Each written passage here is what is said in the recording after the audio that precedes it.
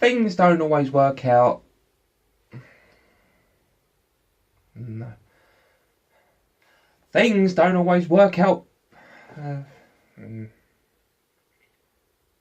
Things don't always work out perfect on the first try. Things don't always work out perfect on the first try.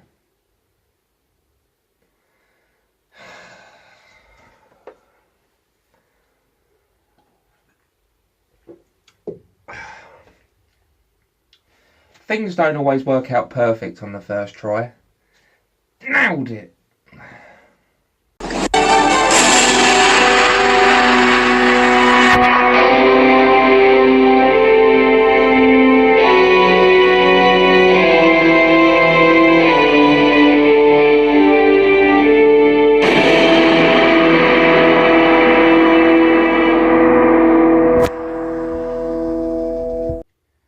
Things don't always work out perfect on the first try. Much like me recording this video, the first take isn't always the best. Many sequels are downright horrible and make its predecessor slightly worse by comparison. But in some rare cases, part 2, 3 or even 4 can outshine the original. Okay, maybe not part 4 because that is a bit of a stretch, but you get my drift. Now, with that being said, I'm going to count down my top 5 favourite sequels. Prequels will not count on this though, so sorry to Temple of Doom, even though you are pretty awesome. Number 5 is Young Guns 2. I'm not the biggest fan of westerns. There's not many that I like, but this is one of the ones that just, it really takes me back to being a kid. It's one of the movies that I grew up on and I really loved. I actually saw the second one before I saw the first, so I instantly fell in love with Emilio Estevez's Billy the Kid, and I just thought it was amazing. Now, since seeing the first one, that is really good, and it takes you through his journey through the regulators, coming from, you know, the streets to being made a kind of a marshal and going through and, you know, avenging his father's death. At the end of that movie, he is killed. Spoiler alert. But we don't actually see it. And then the second movie is set before that, and it's his time leading up to his death by the hands of Pat Garrett. Being told by an older gentleman claiming to be Billy the Kid. I think it's great. It's action-packed and it's funny. And like I say, Emilio Estevez in that role is just perfect. One of my favourite things is his laugh. If I can find a clip, I'll insert it. It's just brilliant. There's nothing more I can say. Like I say, I saw this one before the original and it still holds up for me. It is one of my all-time favourite films, not just a sequel or a western. It is definitely up there, one that I love watching time and time again. I just love it. It's great.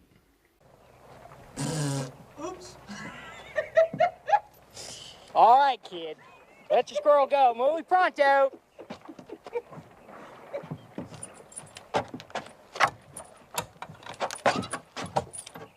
I wouldn't go in there if I were you.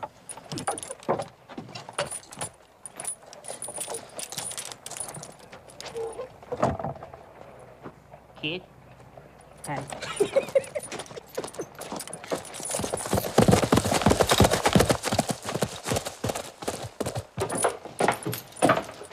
Yoo-hoo, Bill! I'll make you famous. Don't do it, Bill. Bill, come on, don't do it. I ain't kidding. Bill! That was stupid, Bill. Bill, kill it! Bill, kill the kid!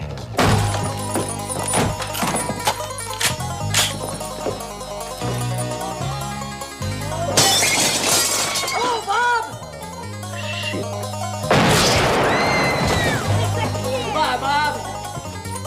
Best dollar radio I ever spent. Number 4 is T2, Terminator 2.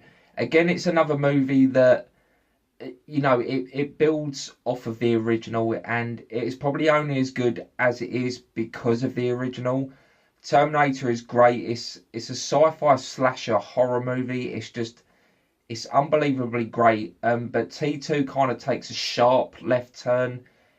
It's still sci-fi, but it's not so much a slasher horror kind of film. It's more of just an action-packed movie that you get from the 90s and Arnold Schwarzenegger. Spoiler alert, the big twist that's in it, it was ruined in the trailers at the time, so I'm told.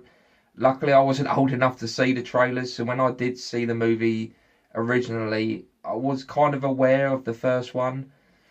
So the twist being that Arnold Schwarzenegger was now the good guy and he was helping out Sarah Connor and saving her from the T-1000. It's a great twist. Like I said, I don't really remember that twist at the time because I was quite young when I saw this movie. But it's great. It's just a big balls to the wall action movie that you can't help but love. And again, it was in that heyday of Arnold Schwarzenegger when everything he touched just turned to gold, and it was just spectacular. Again, it's a movie that holds up, and some of the CGI in that is just outstanding. You don't get that kind of CGI now. They've tried to replicate so many times the T-1000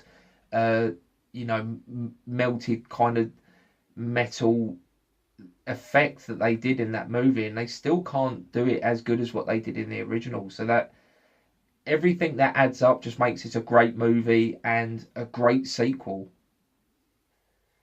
Number 3 is Aliens, another great sci-fi just action movie. Again, the original was a sci-fi horror movie. It's set in that very remote space station, very claustrophobic feel to it, and much like Terminator, the second one takes a left turn and it's more action than it is horror, but it's just a great sci-fi. I think actually every movie on this list apart from the first one is sci-fi. That's strange. But yeah, Sigourney Weaver comes back as Ellen Ripley. She awakens. I think it's about 50 years past the first Alien movie. She's already survived that attack, but she's brought back into the fold, and she has to go down to this planet because there's aliens there. And instead of just the one, again, the first one was very suspense driven, and it was just the one alien, and everything was very claustrophobic. This one is just, it's everywhere. You can't escape it because there are just aliens all over the place. She has to kind of power through and go through this horrifying experience all over again, but this time with a bit of knowledge, so she can, she can help out, and she gets just as involved as she did in the first one. Again, action all over the place, great effects, great acting, great supporting cast. It's what you want from a sequel. You want the best bits from the first, and you want to elaborate and just make the second one bigger and better, and just really outdo it. That's why a lot of sequels are so good, and the reason for this list. So yeah, Aliens, absolutely amazing. I recommend watching Alien and Aliens, not so much the rest of them. They kind of ran that franchise into the ground, but they are still classics and they hold up to this day. Number 2 is Thor Ragnarok. Now, this is the only one on my list that is the third installment as opposed to the second. Thor, I quite enjoyed. I thought it was an okay entry into the MCU. Didn't blow the whole cinematic universe out of the water. It wasn't amazing. It was good. Like I say, it was fine. Thor: The Dark World was not as good. It went downhill, and a lot of people were disappointed. It was an okay watch, but it was nowhere near as good as the first one, and as I said, the first one was not that strong. Thor Ragnarok, on the other hand, is just mind-blowingly amazing. I use that word a lot, but it was just it really, again, like the others that I say, took a left turn, twisted it, turned it on its head, and instead of being quite a serious, almost period piece, they just twisted everything up, changed everything around, and made it a comedy.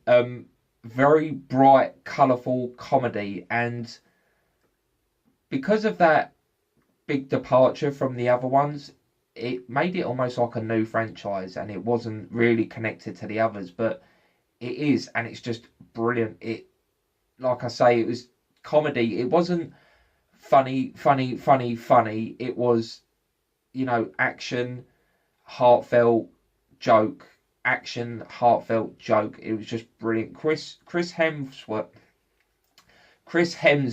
is very underrated in my eyes. Everyone loves him and he's a great actor, but his comic timing is probably one of the best in all of Hollywood, really. He did great in Ghostbusters, which was not a great movie. I did a video on why Ghostbusters is good, and Chris Hemsworth is one of those reasons. His comic timing alone saved that movie, and it made this movie 10 times better than what it could have been.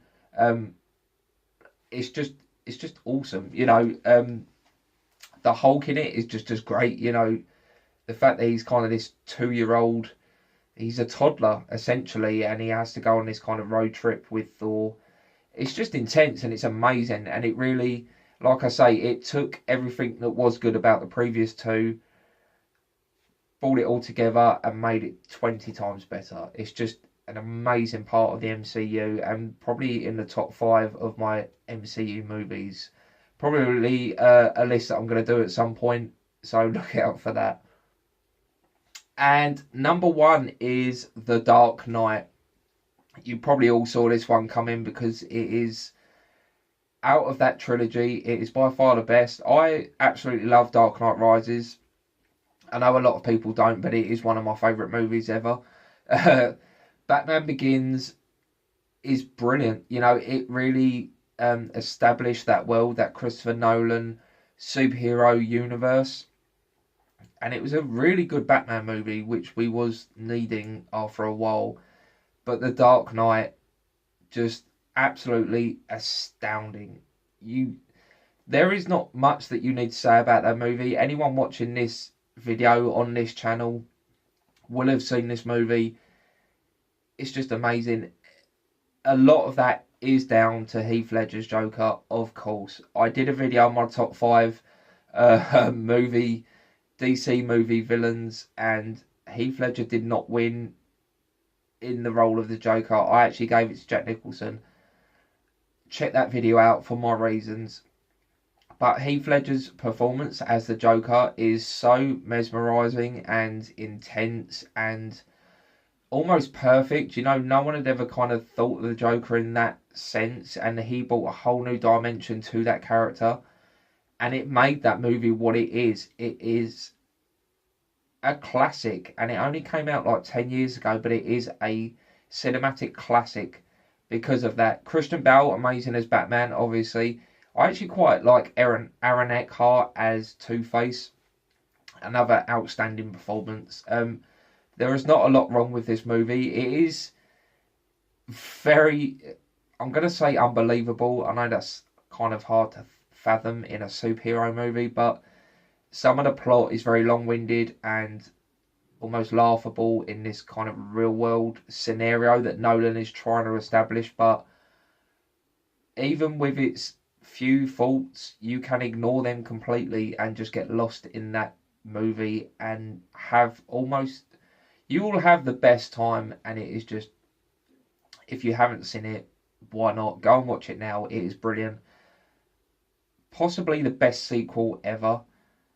Again, it took everything that was right with the first movie, ignored a lot of the stuff that was wrong with the first movie, and made it a million, thousand, there's no bigger number, infinity times better. And you can't argue that it is a classic. It is. Now, that was my top 5 sequels. I hope you enjoyed them. I'd actually like to hear what you think are great sequels, or any that I missed that you really enjoy. maybe I can do another list talking about sequels. Let me know in the comments down below. Again, if you enjoyed this video, feel free to give me a like and subscribe to my channel. I do have a podcast where I talk movie news every week. It's called Up and At Them. You can find it on the Podbean app as well as Spotify. As always, thank you for watching. See you soon.